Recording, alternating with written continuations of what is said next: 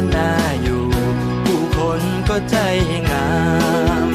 สายบุญก็มีเด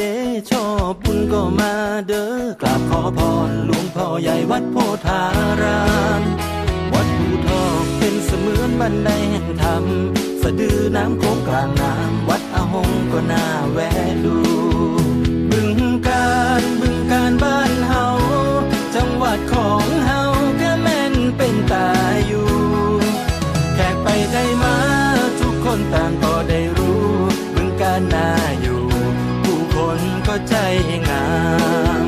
ลูกหลานพ่อนาคาลูกหลานแม่นาคีผู้ลังกาทำนาคาขึ้นชื่อลือนาม